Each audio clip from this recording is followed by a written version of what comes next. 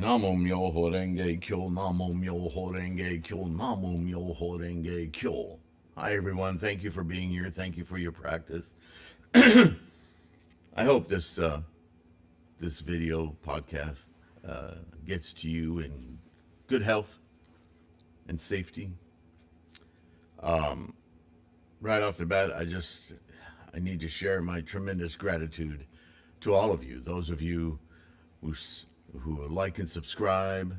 It's the simplest bodhisattva act you can do because it spawns the YouTube algorithm to help spread this resource. Yeah. Those of you who are purchasing ebooks, print books, Namo Myoho Renge Kyo, mandalas, yeah, tremendous help, tremendous support. Patrons, you are a universal worthy bodhisattva, yes? So, thank you to all of you. I'll get that out right off the bat. We are in the midst of a very juicy chapter, the Hoben chapter, the second chapter of the Lotus Sutra proper, the 28th chapter Lotus.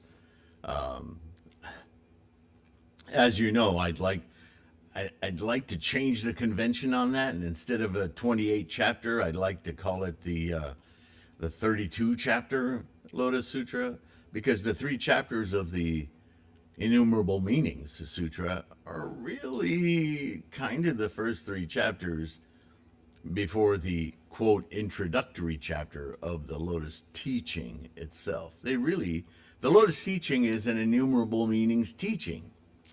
They're so married, but okay.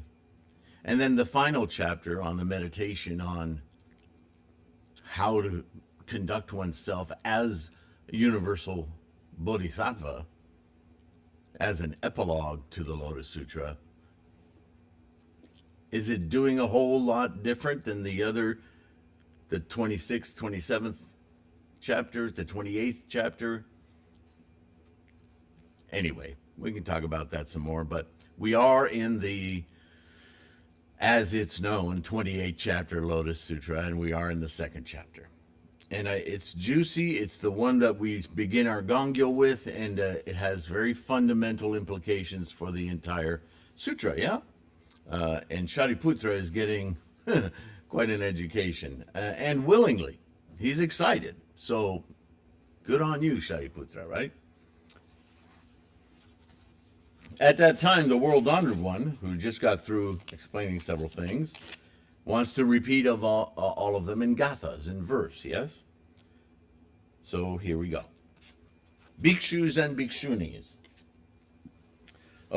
obsessed by utmost arrogance, upasakas filled with self-conceit, upasikas with unbelief, 4 groups such as these, 5,000 in number, which is really a paltry little sum when you consider the size of this assembly, yeah? But nonetheless, there's a percentage, perceiving not their errors and faults in comportments, careful only of their flaws. Such small wit they showed. Ouch, burn. These dregs of the assembly, ouch, who because of the Buddha's splendid virtue withdrew, they couldn't handle it. These men of little virtuous happiness are incapable of receiving this law. Right? Ichantikas. They're so full of themselves, they can't even imagine that this path goes further. They think they're there. I mean, does this not sound like Shakyamuni's pissed off? I get it. Now, this assembly has no twigs and leaves, but only those who are true and real. Congratulations. Sariputra. And Sariputra, no doubt, gets what he's saying. Listen carefully to the laws obtained by the Buddhas, which, by infinite tactful powers, they expound for all creatures. Here it comes, right? What they all entertain in their minds, all the ways they practice, how many kinds are their desires, and their former karma imprints, what I call repercussions, right? Shakyamuni's saying it right there. Karma's karma. It's the engine of life. It's what our momentum is. And the way each moment is an influence to that freight train, the 3,000 realms, with our conscious intervening, with the help of our chanting, our enlightenment, we can imprint that karma. I don't know if you need a better definition of free will, but that's it. Now, it's at a very, very, very, very, very, very fundamental level, and it requires quite a bit of effort. So maybe that's not what psychologists are talking about. They're kind of superficial anyway. Good and deluded and malicious, the Buddha knows all these perfectly. I know we're all influenced by every moment of our momentum. I know this, right? Buddha saying this. With various reasonings and parables, terms and tactful powers, he causes them all to rejoice, teaching either sutras or gathas or former things or birth stories or the unprecedented, and also teaching by reasonings, by parables, and gayas, a mixed prose and verse, and by upadesha scriptures. So all these skillful means, these expedient devices, ways of teaching you and I and others how this practice works, right? The dull who delight in petty rules, who are greedily attached to existence, who under innumerable Buddhas do not walk the profound and a priori way, who are harassed by all the sufferings, because of these, I teach nirvana. It's interesting. So people who aren't ready yet mentally to accept, to understand the functions of the engine of life, it's just a little too profound for them to quite get. We're still dealing with the capacities of people even today, right? Now, yes, this is 2,700 years ago, but to those people, dull, who delight in petty rules, right? You know people like this. Maybe it's you yourself. But you know that the teachings, and that you're constantly harassed by sufferings, which is the whole purpose of your practice of Buddhism, is to get away from that. And the way to get away from that for you or for a person that you know who's a little slow in understanding these profound things, right? Never been exposed to it, so it's taking some time to understand. He teaches nirvana, this provisional nirvana, that you can achieve a life not being dragged around by your attachments, your desires, your needs and wants. That stuff will still be there, but you need to change your mind about them. I can do that? Yes. This is the first major step, right? He continues, I have set up such tactful ways to enable them to enter the Buddha wisdom, but I have never said you all shall accomplish the Buddha way. And this is another kind of side delivery to Sariputra. Sariputra is not dull-witted, but he is explaining to Sariputra that a lot of the assembly, a lot of the people that Sariputra was teaching and others were teaching, they weren't quite up to snuff. And so rather than have them quit and say, I can't do this, he said, okay, let's talk about accomplishing nirvana. So this provisional nirvana he taught, the counterfeit Dharma, yes? The reason why I've never so said is that the time for saying it had not arrived.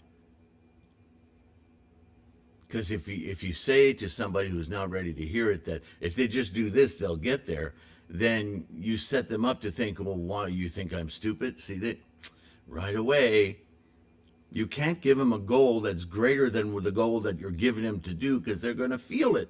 They're going to know, well, and then why bother? They'll just doubly quit. Tell them their goal is nirvana, and they're going, well, I think I can do that. And don't tell them anything else. Let them accomplish that, and hopefully by the time they accomplish it, they understand. Obviously, that didn't occur, and that's why we're here in the Lotus, yes? Well, it's not the only reason,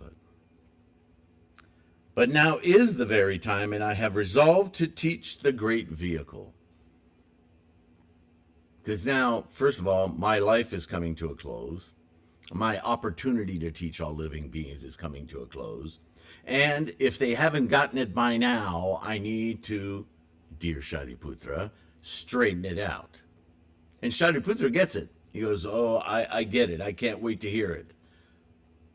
But those 5,000, pith, they're still full of themselves. Well, go on, get out. They're still untold, uncountable, immeasurable, blah, blah, blah. In other words, the whole of mankind is present. There's just a tiny percentage that they'll just resist. Even if it's just to resist, because that's who they are. Oh, well. These 9 divisions of my law, taught according to the capacity of all creatures, are but the introduction to the great vehicle. Hence, I teach this sutra. Now, we hear Nichiren say it all the time. Everything prior, and not just Nichiren, but certainly Nichiren says, all teachings prior to the Lotus Sutra were really provisional. They were all in the service of getting us to the Lotus Sutra. Well, isn't that what Shakyamuni just said? So again, Nichiren didn't invent this stuff. He's just pointing it out. Thank you, Nichiren. There are sons of the Buddha whose minds are pure, who are gentle and clever-natured, and who, in innumerable Buddha regions, have walked the profound and a priori way. On behalf of these sons of the Buddha, I teach this great vehicle sutra. Now, you may have wondered what the 9 divisions was. Let me read the footnote. The 9 divisions of Hinayana text arranged according to subject. The 9 divisions are sutras, stanzas, former things, birth stories, the unprecedented, reasonings, parables, chants, and doctrinal discourses. These are all examples of expedient means, yes? All right, let's continue. And I predict that such men as these, in the world to come, will accomplish the Buddha way. Now, what does that mean, in the world to come? It just means next, coming up, right? Because we don't talk about past, present, and future when we're talking about the way to Buddhahood, because we understand that we are momentum, moment to moment to moment to moment to moment. So we expect the next moment to occur, but we don't fill it with our wishes and cravings. We just know that as it comes, we will accomplish the Buddha way. That's a very contemporaneous, from this moment, perspective of mind, yes? That's not to say in the next life, unless you want to say a life is birthday, birthday, birthday, birthday, birthday. I'm with you. Do you see why this is confusing to so many people? And why those Hindus who are still hung up culturally on reincarnation read that into it? Even in the translations, it's read into it. But that's not what he was talking about. Through their deep-hearted mindfulness of the Buddha, using their open Buddha mind, yes, and observance of the pure comportments, these, hearing that they may become Buddhas, are filled throughout with great joy. How is it that you know that you can accomplish Buddhahood? It's because of your Buddha nature. So you kind of let that slip in there. you wouldn't have confidence in your enlightenment lest you viewed it from the facility, capacity of your enlightenment. You can't consider running a quarter mile lest you know how to move your feet and walk and run. You have the ability. Now you only need to hone it, train it, accomplish it. It says accomplish Buddhahood, right? The Buddha knows their mind and conduct and therefore teaches to them the great vehicle. Annotation, here we can see the same epithet of the Innumerable Meanings Sutra used as this Lotus Sutra, lending credence to the earlier claim of the Innumerable Sutra being a prologue to this lotus as one and the same. All right.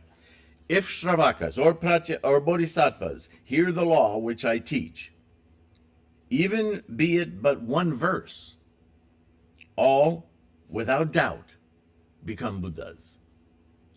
Because just listening to a verse, a phrase of this sutra, is enough to crack open that Gohonzon gate and a little light of Buddha-ness come through. And it affects everything, right? See my videos on the 9 consciousnesses, or Wuji to you and me. That's probably the best introduction. In the Buddha lands of the universe, there is only the one vehicle law, neither a second nor a third. Have I said that enough times, Sariputra? To all of you, the entire assembly, the 3 vehicles are the lesser vehicles. They're truly, to achieve Buddhahood is only one way. It's not that I was lying, right? Expedient means. It's not that I was tricking anyone, although if you want to look at it that way, okay. I was just providing a goal for those who, if the goal was as lofty as actual Buddhahood, would have quit altogether. And I couldn't afford to lose a single one of you.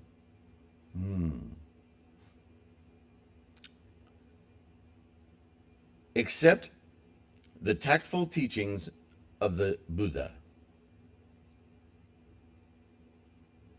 But by provisional expressions, he has led all living creatures, revealing the Buddha wisdom. In the appearing of Buddhas in the world, only this one is the real fact, for the other 2 are not true, Sravaka and Pratyeka Buddha. They are not the true, the one great teaching. They're just training in order to get you here. They never, by a smaller vehicle, save all living creatures. The Buddha himself abides in the great vehicle. If you're looking for Buddha, he's in this one great vehicle, nowhere else. In accordance with the law he has attained, enriched with powers of meditation and wisdom, and by it he saves all creatures, the great vehicle, or the Mahayana. I, proving the supreme way, the great vehicle, the universal law, if I convert by a smaller vehicle even but one human being, I shall fall into grudging, a thing that cannot be. Follow? If I've worked this hard and this way to achieve what I am, and one of you I teach a lower vehicle, and you accomplish what I've accomplished, I'm going to feel like, why was it so hard for me? My mental attitude is going to digress and fall apart, right? And that just can't be. Because Buddha is Buddha, yeah? How can there be different forms of getting there? Anyway, he's pointing out the same message over and over again, isn't he? If men turn in resolve to the Buddha, the Tathagata will not deceive them, for he has no covetous and envious desires. It's not a competition. and is free from all the errors or delusions of the laws, the many laws, experiences. So the Buddha in the universe, Tathagata, is the one being perfectly fearless. It is the perfection of our capacity to observe, to be conscious, the mind, the Buddha mind, yeah. I, by my signs adorned body, with their shining illuminate the world, and am revered by countless multitudes, for whom I teach the seal of reality. Know, Sariputra, of long ago I made a vow, wishing to cause all creatures to rank equally, without difference, with me. I want you all to achieve this enlightenment, the same enlightenment as I am experiencing. According to the vow I made of old, now all has been perfectly fulfilled, for converting all living beings and leading them to enter the Buddha way. Whenever I meet any creatures, I teach them all by the Buddha way. But the unwitting remain confused, and going astray, they never accept my teaching. What can I do? I know that all these creatures have never practiced the fundamental goodness, are firmly attached to the 5 desires, the skandhas, and through infatuation are in distress. Infatuation being another form of being attached, right? Being distracted, being pulled by their desires. A little nose hook. Go this way, you want this, you want that.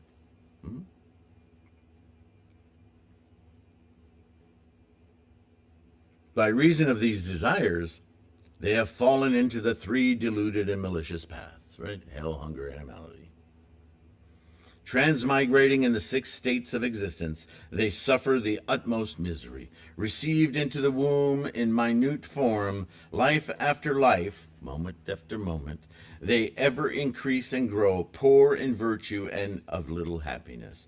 They are oppressed by all the distresses, which they bring on themselves because of their false attachments. They don't take that final step of not even nirvana, because they don't understand nirvana. They think they do.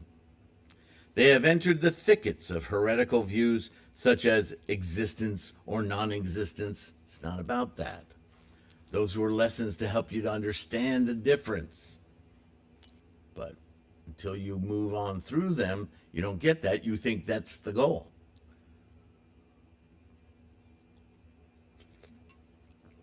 Like those early schools of thought in Buddhism that thought that everything is unreal and only exists in the mind.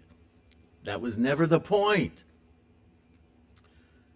Yeah, everything is unreal as a possessive identification of self. But everything exists. There's no denial of existence in Buddhism.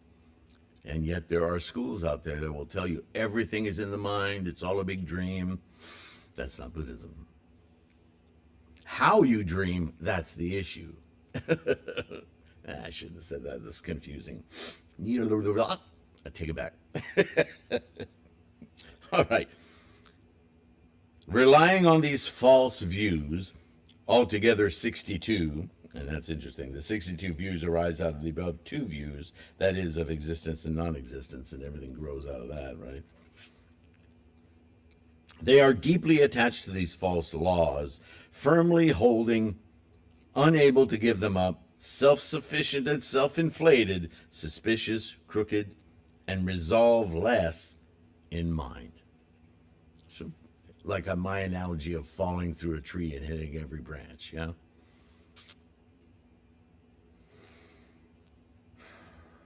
During thousands and milliards of kalpas.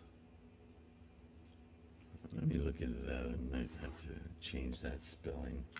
I don't even know if that's a word. They have not heard the name of a Buddha, nor have they heard the true law. They may have hit their ears, but they didn't hear it, yeah? There's a difference between hearing and listening. You ever heard that from your mom or dad? Men such as these can hardly be saved. They tune out the true teachings because it doesn't validate what they want. This is the plight of the Echantika. Good definition of the Echantika, right? For this reason, Sariputra, I set up a tactful way for them, proclaiming the way to end sufferings, revealing it through nirvana. Now you got to feel for Shakyamuni. He's again really plying Sariputra to understand. Because the first question you might ask, and Sariputra hasn't asked it, why would you do that to all of us? Why would you teach us nirvana? Only to then say, well, I did that because you guys wouldn't have kept going. Well, it sounds like you didn't have confidence in us. No, it's you who didn't have confidence in you. You didn't know that's what you were doing, but you were arrogant about what you loved, having, possessing. And the arhat is even more arrogant because he or she stands as a bodily truth of detachment. Well, you're fully attached to your body to the point where you're claiming this is your last one. What if I told you you never had one? What? Yeah, it's kind of messing with your head now, isn't it?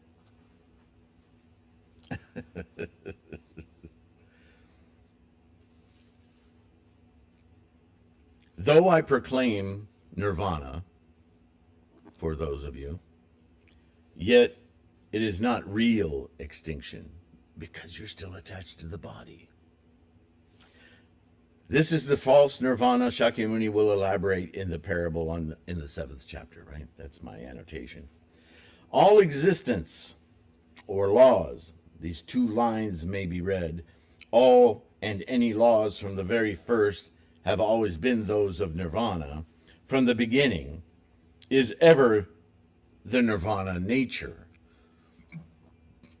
In other words, nirvana happens in every moment, right? Moment to moment to moment. Birthday. And that's still an attachment. Why? We're trying to release ourselves from the cycle of birthday. Not because we don't want to live the engine of life, but because that engine of birthday is where we make our attachments with the 3,000 realms and even every thought moment, so on and so forth. Everything precipitates from that idea of some kind of a core existence. We don't. We're a process constantly happening. We are living, verb, not live, the thing. Life, the parameters. No. We are a process. Momentum. Faster than light.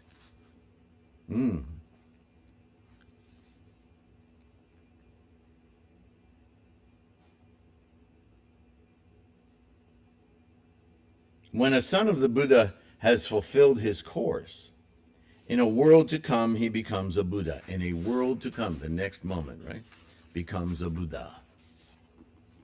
Only by my powers of tactfulness do I manifest the 3-vehicle law.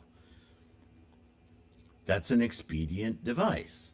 The 3 lesser vehicles are vehicles I chose to instruct monks with, students with, that gave them tangible experience, goals that they felt they could achieve with work that was reasonable for their capacity. By attaining that goal, they should have the increased capacity to now understand the ultimate goal. And if not, again, this is the time to straighten that out. This is what is now occurring, Sariputra, which is all of our Sariputra nature, yes? Right? Don't think of this as some isolated conversation. This conversation is happening in the mind. Buddhism is about the mind. And Sariputra is a personage, a stand-in for a level of scholarship, capacity, knowledge, Buddha wisdom. For all the world-honored ones expound the one vehicle way. For all our Buddha natures, our Buddha capacity, understand in the same exact way how to experience, how to observe, how to be in this experience of Buddha. It's the same for the entire cosmos. Why would it not be the same for you and I? It's the ultimate truth. Now let all in this great assembly be free from doubts and perplexities. The Buddhas do not differ in their statements. There is only one and no second vehicle. In the past countless kalpas, innumerable extinct Buddhas in hundreds, thousands, and milliards, again milliards, whose numbers cannot be counted, all such world-honored ones as these, with various reasonings and parables, and innumerable tactful powers, have proclaimed the various laws. All great mentors, teachers, scholars that have led you along the path of enlightenment have been pointing to the same thing, which I'm now about to drop.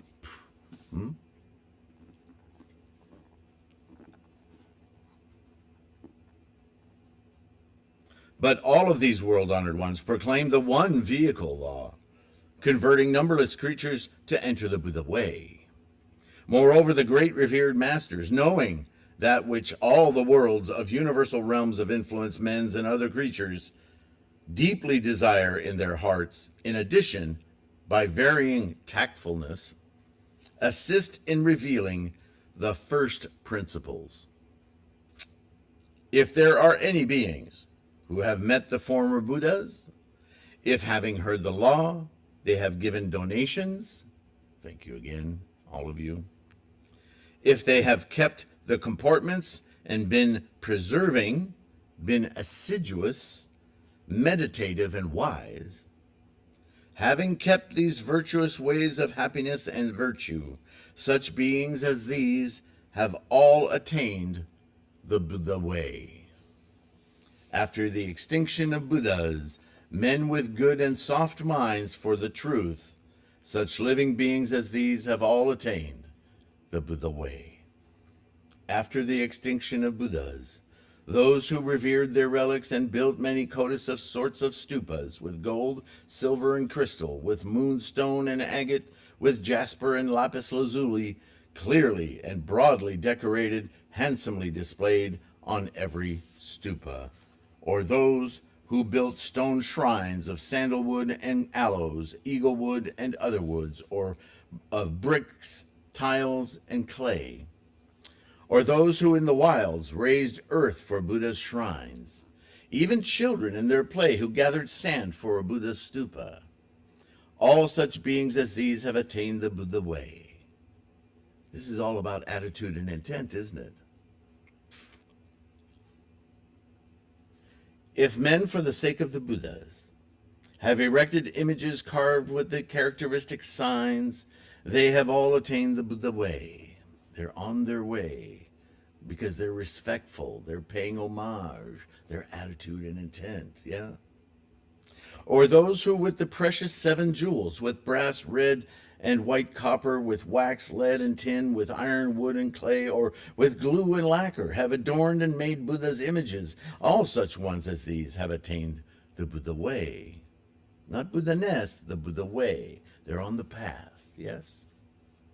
Those who have painted Buddha's images with the 100 merit-adorned signs, whether done by themselves or by employing others, have all attained the Buddha way. Even boys in their play, who with reed, wood, or pen, or with a fingernail, have drawn Buddha's images, all such ones as these, gradually accumulating merit and perfecting hearts of great compassion, have attained the Buddha way.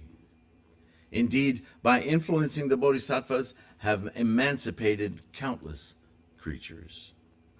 If men, to the stupas and shrines, to the precious images and paintings, with flowers, incense, flags, and umbrellas, have paid homage with respectful hearts, or employed others to perform music, beat drums, blow horns and conches, panpipes and flutes, play lutes, harps, guitars, gongs, and cymbals, such a priori sounds as these, all played by way of homage, or with joyful hearts, by singing, have extolled the merits of Buddhas, even though in but a low voice, these too have attained the Buddha way, the proper attitude and intent toward what? A guy? No, the engine of life, the sacred, precious, moment-to-moment life, the process, the engine of which we are experiencing and observing. That's the Buddha way. Even anyone who, with a distracted mind, with but a single flower, has paid homage to the painted images, shall gradually see countless Buddhas, eventually, as long as you keep that attitude and intent. Or though, and Nichiren says this all the time of our practice, right? Single-mindedly seek Buddha. That's what that means. Keep your mind right. Or those who have offered reverence, were it by merely folding the hands, or even raising a hand, or by slightly bending the head, by thus paying homage to the images, gradually see innumerable Buddhas attaining the supreme way, extensively save countless creatures, and enter the formless nirvana, as when firewood is finished, the fire dies out. If any, even with distracted mind, enter a stupa or a temple and cry but once, Nama Buddha, Namo Myoho Renge Kyo, they have attained the Buddha way. If any from the Buddhas of the past, whether in existence or already extinct, have heard this law, they have all attained the Buddha way. How amazing is this? Now, you may be putting two and two together here. Why do we always say when you introduce somebody, have them come over and chant with you? Because are they going to chant with you in your bathroom? No. You're going to open your Butsudan. You're going to show them this perfect mirror of enlightenment, right? You're going to show them where to focus and watch how their mind lets all their daily drama get pushed out while they focus on Namo Myoho Renge Kyo just for a few minutes with me. Why do you think we do that? Shakyamuni tells you right here. If any, even with a distracted mind, somebody doesn't know what's going on, enter a stupa or temple, sit in front of your stupa, and cry out but once, Nama Buddha. What is Nama Buddha? Namo Myoho Renge Kyo. Invoke my Buddha. My path to Buddha. My Buddha eye. They have attained the Buddha way. Boom. Now, of course, you make a commitment doing that you'll help them whatever their needs are, but you don't need to chase them down. If they freak out, they freak out. If they don't freak out, they don't freak out. If they have 1,000 questions, do your best. But they've just hit Buddha. And you don't know how they're going to react. But they'll never walk away from it. It will continuously come. I am an example of that very thing. And I can tell you stories about that. Listening, sitting in front of a Butsudan in a poor woman's house who had the Butsudan, she put it on the floor. And I was sitting on a couch looking down at it. Didn't matter. Didn't matter. I listened to her chant for like half an hour. Did I chant? No. But I was intent on that scroll. I thought, that's really interesting. This sounds really interesting. I had my arms folded like, I don't know. I'm just doing this to be generous to her. It opened my practice. I didn't know it, but it was years later when I found this practice again. And it was only several months, maybe a year after I started practicing Nichiren's doctrine, that I suddenly remembered her kindness. Yeah, that blew my mind. So you don't know. You don't know what it's going to take.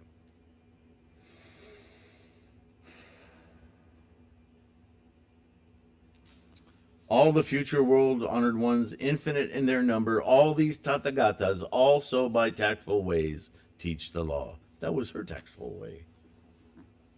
It worked. It worked because this law works. It's not on her. But she undoubtedly gained a lot of merit from doing that. She had to have. How could she not? I appreciate her more now since I've never seen her again than I did in that day that I was taking pity on her. And that makes me sad from time to time that I couldn't reinvestigate that relationship and thank her personally. But she deeply affected my life, yeah? All of the Tathagatas, by infinite tactful ways, save all living creatures.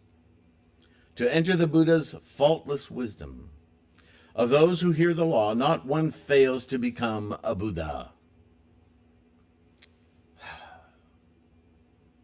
How can you get more confidence than that?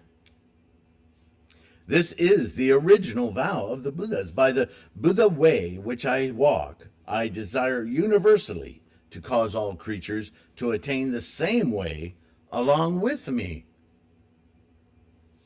No difference between Shakyamuni Buddha and you, Buddha, me, Buddha. It's just Buddha is like a, what do they call that, a suffix to your name, like doctor or whatever? Or what's more, like lawyers, they get this, what is it? Anyway, you know what I'm talking about. Though the Buddhas in future ages proclaim hundreds, thousands, kotas, countless schools of doctrine, in reality, they are but the one vehicle. Right? Because Buddha is the engine of life. It's itself the experience of life. There's no more fundamental enlightenment. The Buddhas, the honored ones, know that nothing has an independent existence, and that Buddha seeds spring from a cause, so they reveal the one vehicle. All things abide in their fixed order, hence the world abides forever. Now that's an interesting word to use, forever, but it's kind of a denial of time, if you read it right. Forever in this context doesn't mean it lasts throughout all time. What it means is that forever is a status of being that's constant. Whether it is in a moment, 0.50 zeros in a digit of a second, that is forever. Because it never changes. Never, another one of those words. Language, right? It's an obstacle. Having apprehended this on the wisdom throne, the leaders proclaim it in tactful ways. All right, I need to wrap this up. Whom universal realms of influence and men pay homage to, the present Buddhas in the universe, whose number is as the sands of the Ganges, and who appear in the world for the relief of all creatures, these also proclaim such a law as this. Annotation: it is worth pointing out here that this is a teaching embodied in the Bodhisattva Never Disparaging chapter. This is the thought that we should encounter all those we meet with the knowledge that they too have the innate Buddha nature or potential, and so to treat them with this kind of respect. Yeah. Think of all the people you've met in the last week, or that you've worked with, or that you've run into in the supermarket or wherever. Have you treated all of those people? Have you seen them coming down the aisle and going, a potential Buddha, a potential Buddha mind, I should say, right? Not a Buddha like a person. Try that exercise someday. Somebody asks you directions or says, do you know where the peanut butter aisle is? right? Resist the tendency of I have to answer a question. What's this person want from me? He's good looking. I'll talk to him. Stop being reductive. Answer the question with the respect of a Buddha asking you, where's the peanut butter aisle? Oh, let me help you. Wow. Can you do that? Can you do that? Experiment with that. See how it feels. Yeah. And with that tactfulness, I will leave you for today. Thank you so much for listening this far. It really is helpful when I get longer listening times on the videos. One of the reasons I don't want to keep them too darn long, because it really affects the algorithm, when everything does. But I really appreciate your listening, your practice most of all. Congratulations on that, because I know it takes effort. And I'll just say, please take care of your health. It helps your practice stay strong. It helps you stay strong. All the links are in the description for the various tools and free stuff on this resource, the website, the podcast, so on and so forth, bookstore, and that. Thank you so much. I'll see you in the next one, okay? Namo Myo Renge Kyo. Bye for now.